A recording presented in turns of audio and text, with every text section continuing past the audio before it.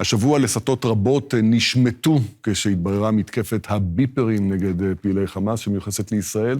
מומחה הלוחמה מן המכון למלחמה מודרנית בווסט פוינט מדגיש בראיון מיוחד שקיימנו עמו שמדובר במהלך היסטורי, מדויק וחוקי, שמעיד על יכולותיה של ישראל. שוחחתי עם ג'ון ספנסר מוקדם יותר השבוע. Thanks for having me. During this last year, you were a staunch supporter of the way Israel is conducting its war against Hamas in Gaza.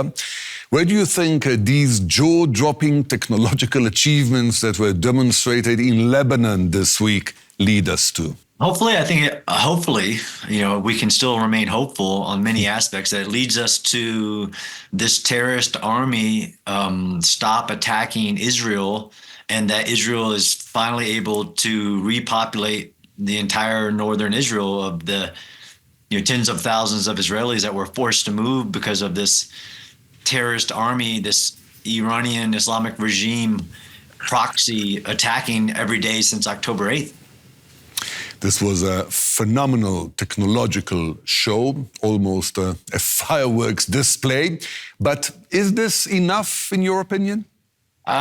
So I can't speak for irrational terrorists, but it's definitely historic and unprecedented in the impact, not only in the technology, the secrecy, the intelligence required to achieve this. I mean, I can't find a parallel in military history, whether even Stuxnet or breaking of the German code system, but to have that level of surprise and impact of thousands of Hezbollah terrorists being injured, but more psychologically that Hezbollah, because it wasn't just pagers, now it's walkie-talkies, cell phones, Hezbollah can't trust a single piece of their equipment.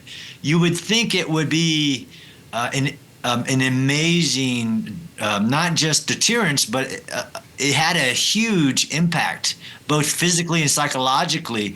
I don't know if it will be enough because this terrorist army is irrational, but it doesn't blow its nose without Iran's permission. I'm hopeful, yes, very hopeful. So, in your professional opinion, this is more than just a micro-tactical achievement. Absolutely.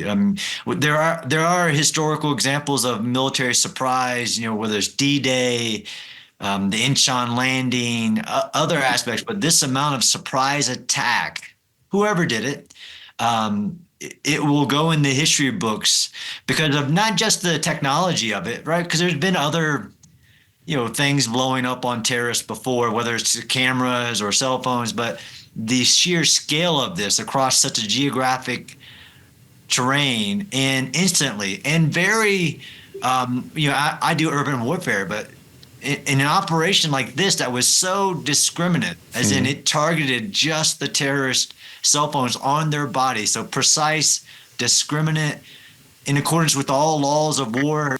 And in mass. In mass. Yeah. I mean, just almost unbelievable, which is a little bit of Israel's history. Unbelievable in the scale, to be able to do it, but with that level of precision to hit these terrorists who don't wear uniforms. They don't, they also try to hide within their own populations. Now that this lethal technology was exposed, how do we secure that it will not reach malign hands? It is still much simpler than building an atomic device. We must agree on that. Yeah, I mean, that doesn't concern me because I understand the amount of work whoever did this had to go to get inside of the enemy's supply chain, to get to the, just something they ordered. So this is Hezbollah ordered these pagers for themselves because they were scared that Israel was inside of their phones and everything.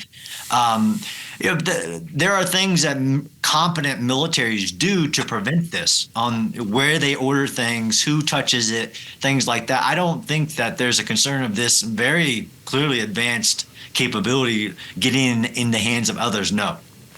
And as a military expert, what do you expect next from the Israeli army in our northern front? I mean, as a military analyst studying wars, one thing I can tell you is that there is no certainty because the enemy gets a vote. I know that Israel is conducting Operation the Air Force against Hezbollah rockets that were pointed at, again, Israel civilian sites and other locations in Israel, all law of war violations. I can't tell you what's going forward. I can say that no other nation would be required for almost a year to allow this situation to continue with Hezbollah, despite all the diplomatic efforts that Israel and many other nations have tried to pursue. But there is a point where this can no longer continue. So you see Israel's Air Force striking Hezbollah rockets that shouldn't have been allowed to be where they are. Hopefully, I'm hopeful as well that a full ground operation is not required, but anybody who's reasonable, who doesn't want escalation, understands that the situation with Hezbollah attacking Israel daily can't continue. John Spencer, I thank you so much for your time. Thanks for having me.